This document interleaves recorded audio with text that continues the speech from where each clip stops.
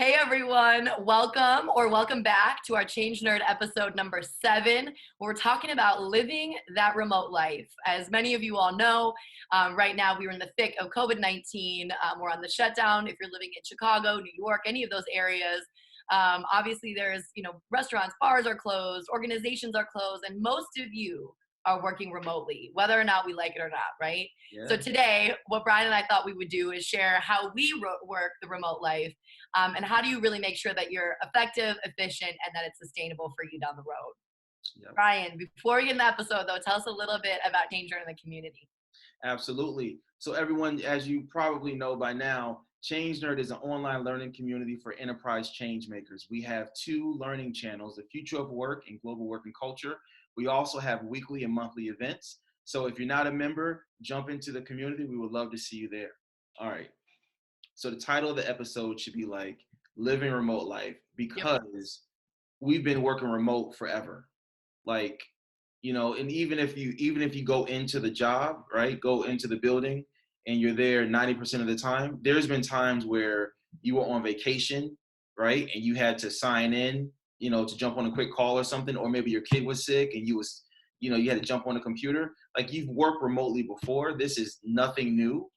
Challenges that I'm hearing are, I'm going crazy and it's only day one.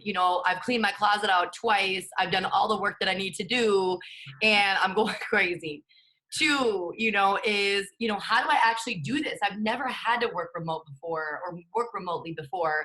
You know, Three, how do I actually lead a meeting online? That's a really big one that's coming up right now for a lot of people who go into the office and are used to being side by side or elbow to elbow with people. Working sort of in a virtual environment sometimes can be a little bit jarring. And four, it's, how do I lead my team through this, knowing or trusting my team that they're actually doing the work, while they're remote. I think those are the four major issues that I'm sort of hearing at the moment. With working remotely, it's all about thinking about the experience that you want to provide. So if you're leading a meeting, right, put yourself in their shoes. What information do they need in order to contribute to the meeting, right? What outcome are you trying to drive? Are you trying to get alignment? Do you need somebody to make a decision? Do you just need to inform somebody, right? Like, what's the purpose of that meeting, and design that experience? Point blank, period. That's what I think. And then, if you're managing a team, it's all about setting expectations, but not micromanaging. Major thing is, as a leader, it's, what are your expectations, by getting, feedback. I think you hit it on the head. My style, I'm not a micromanager at all. I'm trusting that my people are doing the right thing at the right time when they need to do it, and they're, reaching out if they need any support. I think if you're a different type of leader, sort of, I guess, think about how do you architect the experience over the course of the week. You mentioned, do you have a quick huddle, once or twice a week to make sure that you're staying connected and you're feeling connected with people, and you're really able to remove some barriers and roadblocks from people. Are you sort of expecting, an end of the week sort of summary, around something, and how it's sort of going over the course of the week? Think about from a leader's perspective, what is it that you're really desiring that's going to make you feel comfortable and the team feel comfortable and staying connected and engaged. So that's one.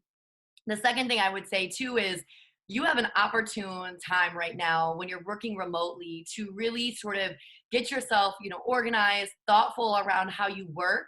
You have an opportunity right now where your normal patterns of working are disrupted. They're broken, they're untangled. It's raw right now.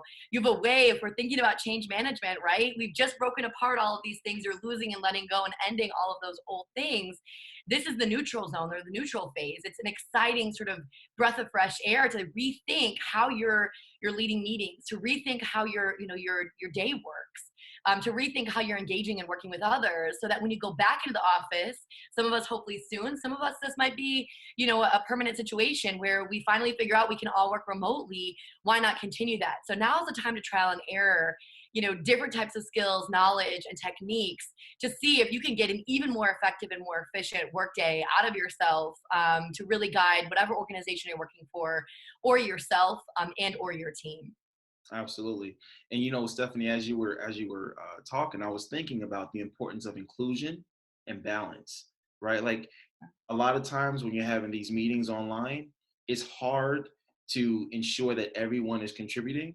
So just have like an inclusion mindset and making sure that everyone gets an opportunity to, to provide their voice. I think that's so critical too, as well. Yeah, huge. And the one thing you and I do really well, and especially when we're even working with our people who are working with ChangeNerd, is we ask people to share their webcam. It sounds so simple, and it's so easy to get distracted and to not be on webcam, which is one of the points is to be focused and be working with the other individuals. That's one small thing you can do if you want to start with baby steps. Do what you need to do to show up on the webcam.